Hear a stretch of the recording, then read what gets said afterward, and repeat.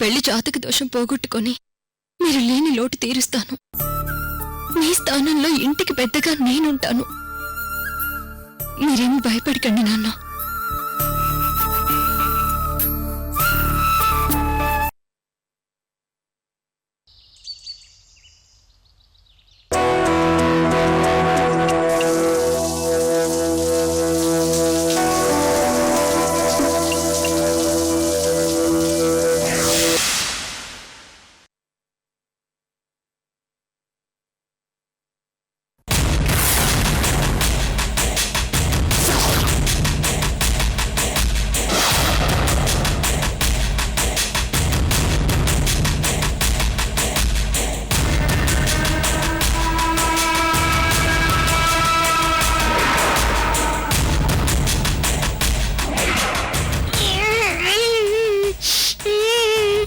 రౌనసాలో మనుషులు వచ్చారు. ఈ రోజు మన పని కథం మేడం.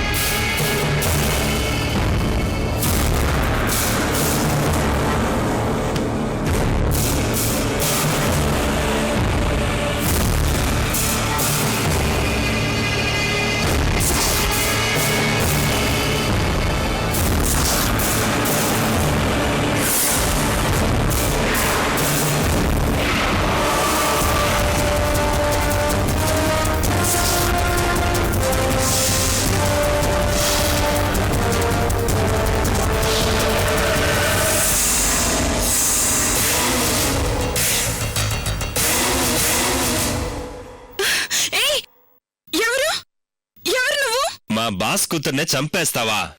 మీ బాస్ కూతురు ఎవరు? మా రవళి మేడంని కాల్చింది నువ్వే కదా?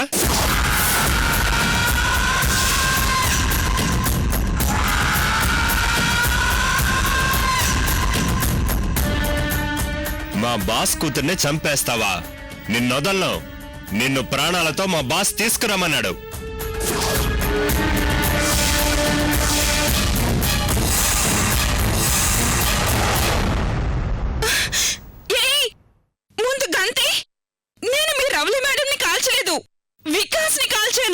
వికాసా అంటే మా చిన్న బాస్.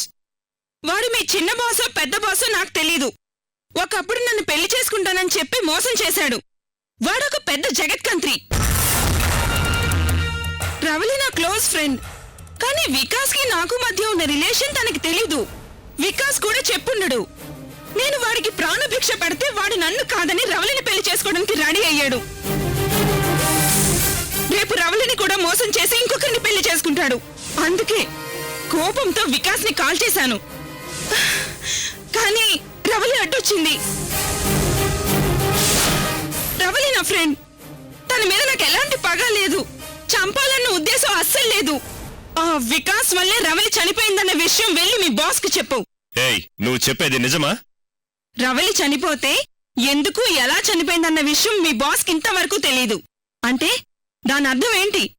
వికాస్ ఈ విషయాన్ని దాచాడు. రవలి చనిపోవడానికి కారణం వికాస్ అని తెలిస్తే మీ బాస్ వాణ్ణి నీతోనే కాల్చి చంపిస్తాడు. ఈ విషయం తెలియక మీ బాస్ నన్ను పట్టుకోమని పంపించాడు. మీ బాస్ చంపాల్సింది నన్ను కాదు, ఆ వికాస్ ని. నువ్వేమీ గన్ను పట్టుకొని మీ బాస్ దగ్గరికి తీసుకెళ్లవలసిన అవసరం లేదు. కావాలంటే నేనే వస్తాను. ఇది నా ఇల్లు.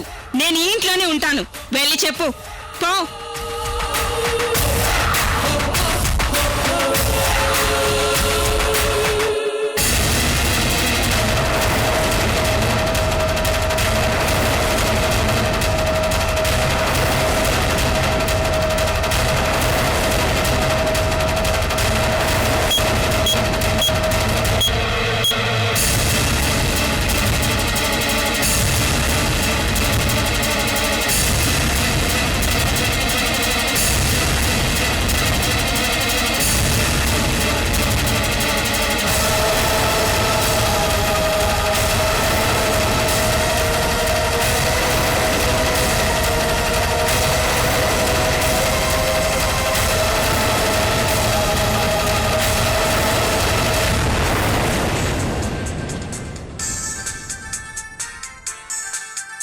అంకుల్ ఫోన్ రింగ్ అవుతుంది.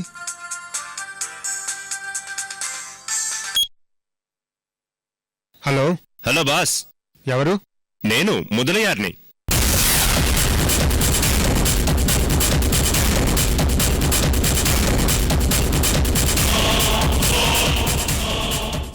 మొదలియార్, జెస్సీ దొరికిందా?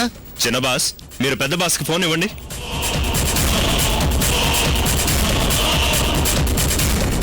అంకుల్ లేరు, విషయం చెప్పు.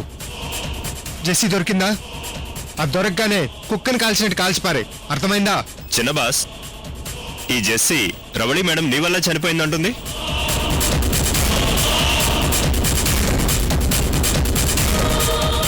మీరు మోసం చేశారని చంపబోతుంటే రవళి మేడం అడ్డంగా వచ్చారని చెప్తోంది. ఈ విషయం పెద్ద బాస్కి చెప్పాలి.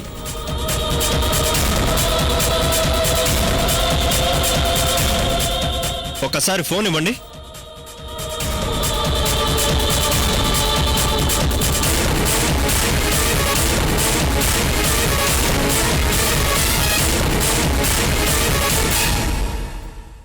అంతే కదా? మొదలియారు అంకుల్, జెస్సీ ఇంకా దొరకలేదంట.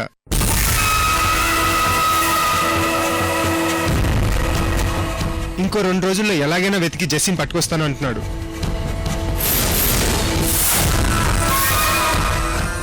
అంతే కదా మొదలియార్? చిన్న బాస్, మీరేంటి ఇలా మాట్లాడుతున్నారు?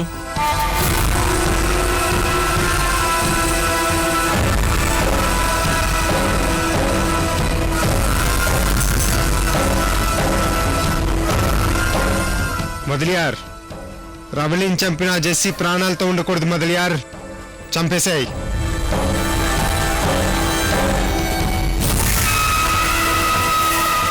జెస్సీ దొరకగానే అంకుల్ దగ్గరికి వచ్చే ముందు నాకు ఫోన్ చేయి, సరేనా?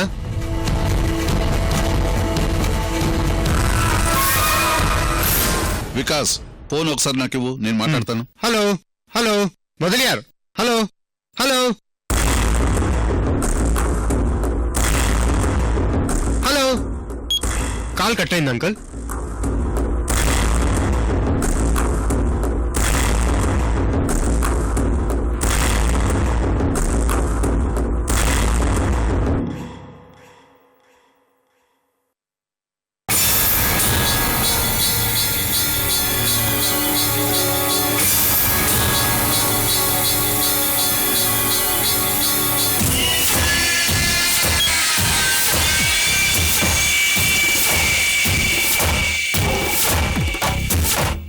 ఫోన్ మాట్లాడింది ఆ క్రిమినల్ వికాసే కదా?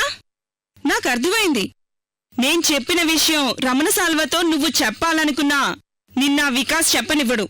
ఈ విషయం చిన్న బాస్కి తెలియకుండా ఎలాగైనా పెద్ద బాస్తో చెప్తాను. నువ్వు ఇదే విషయాన్ని ఆ రోజు పెద్ద బాస్ ఎదురుగుండా చెప్పాలి. నాకేంటి భయం, నేనెప్పుడైనా చెప్తాను. కాని వికాస్ని మాత్రం వదలను, వాణ్ణి చంపేస్తాను.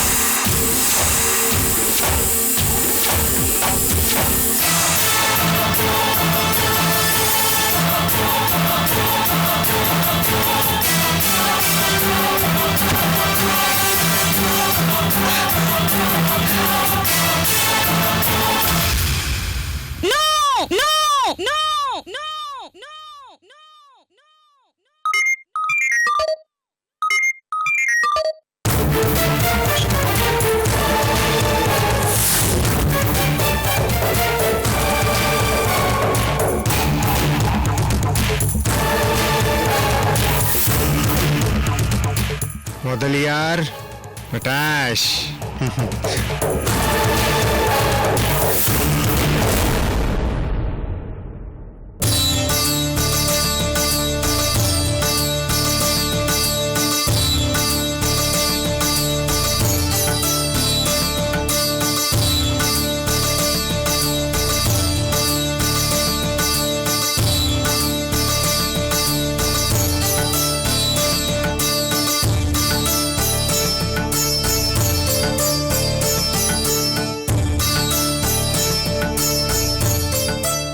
అవును తాతయ్య, నాన్న కూడా పెళ్లి చేసుకోమని చెప్పారు.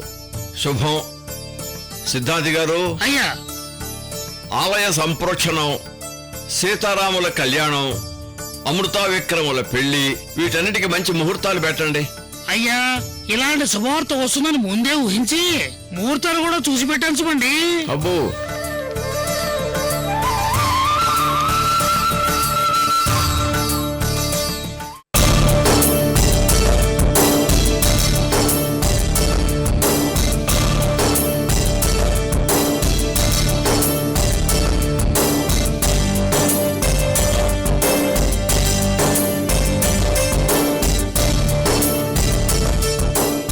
అయ్యా, సప్తమి రోజున ఆలయ సంప్రోక్షణ జరిపిద్దాం. అలాగే.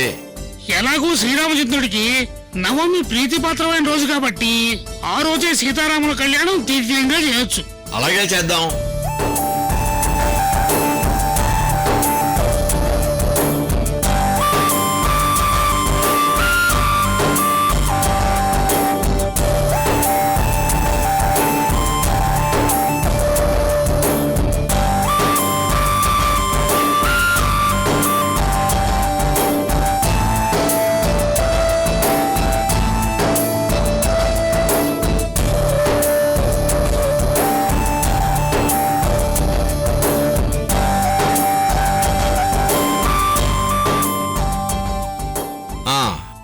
ఇప్పుడు అమృతా విక్రముల పెళ్లి ముహూర్తం చూడండి. అయ్యా, సీతారాముల కళ్యాణం అవగానే మరుసటి రోజు దశమి దివ్యమైన ముహూర్తం 10:30 అమృతా విక్రముల పెళ్లి.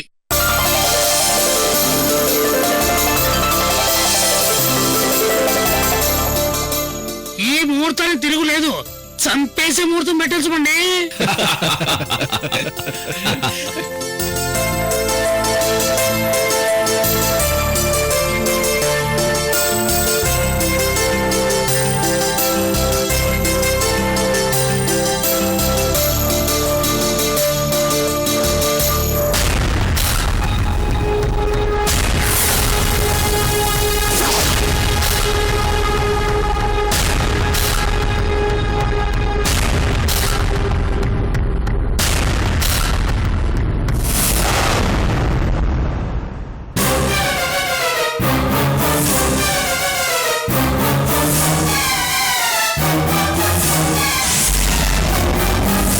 ఈ వారం రోజులు మీరు ఇంకే పనులు పెట్టుకో బాబాయ్. రుద్రా, రా ఇలా కూర్చో.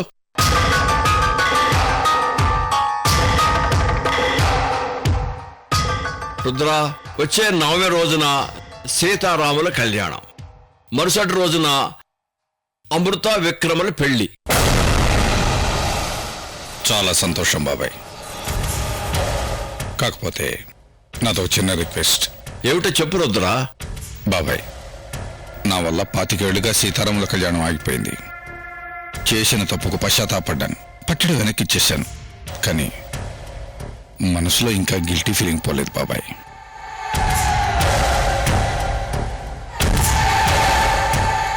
అందుకే నవమి నాడు జరగబోయే సీతారాముల కళ్యాణానికి అయ్యే ఖర్చు ప్రతి పైసా నేనే పెట్టుకుంటాను బాబాయ్. నువ్వా?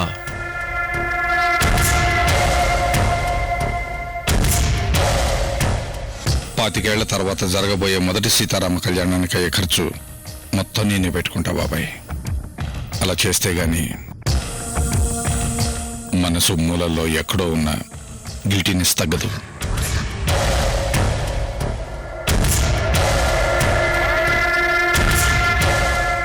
ప్లీజ్ బాబాయ్. రుద్రా, తప్పు చేశావు.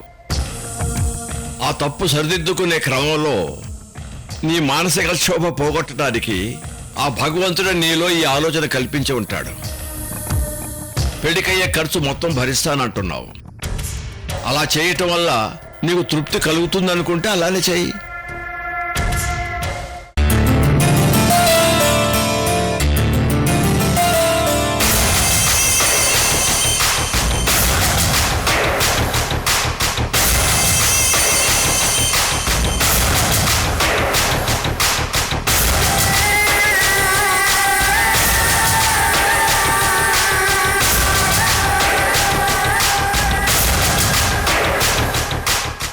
అమృత విక్రమ్ల పెళ్లి జరగదు.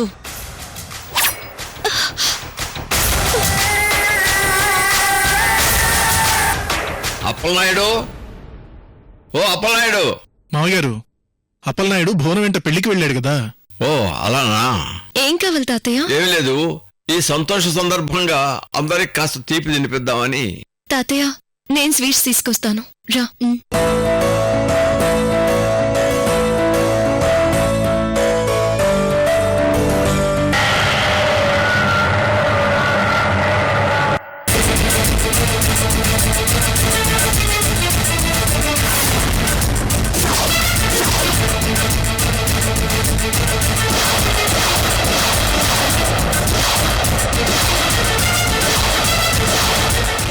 వైజయంతి,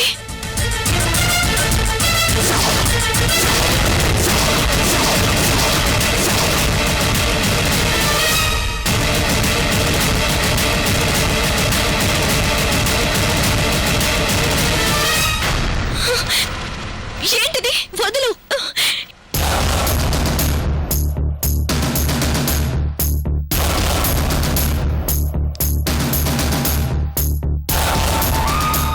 వదులు. వైజయంతి, ఏంటిది?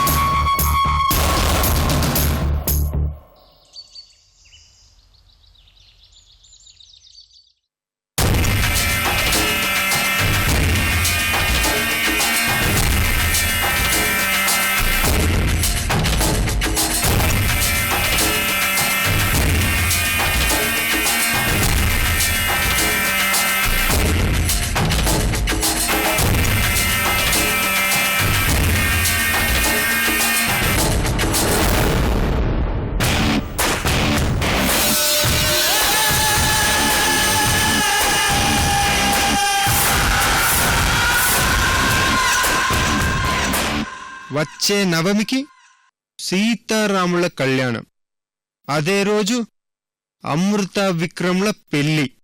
అవును బాస్, చాలా గ్రాండ్ గా చేయాలనుకుంటున్నారు. శోభరాజ్, సరే నువ్వు వెళ్ళు. Yes boss.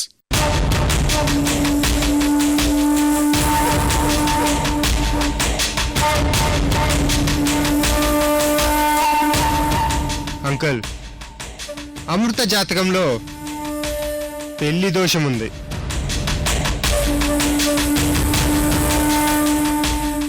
ఏమిటా దోషం? అమృత వాళ్ళ అమ్మ నాన్నలతో కలిసి ఉంటే తన తండ్రి కృష్ణమూర్తికి చావుగండం ఉందని జ్యోతిష్యుడు చెప్పాడు. అందుకే అమృత ఎప్పుడు తల్లిదండ్రుల దగ్గర ఉండకుండా ఇలా ఊర్లు పట్టుకొని తిరుగుతూ ఉంటుంది. అంటే జాతక దోషం పోగొట్టడానికి సీతారాముల కళ్యాణం రోజే పెళ్లి ఏర్పాట్లు చేశారన్నమాట.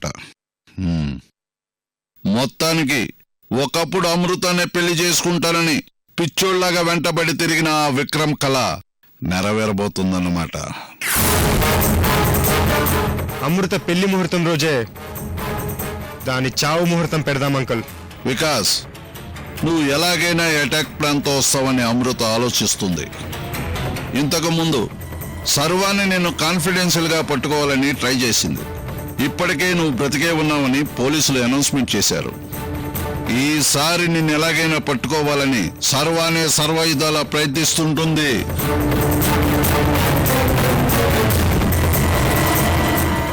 నాకు తెలుసు అంకుల్, అమృత మీద ఇదే చివరి యుద్ధం. ఈ యుద్ధంలో మనదే గెలుపు.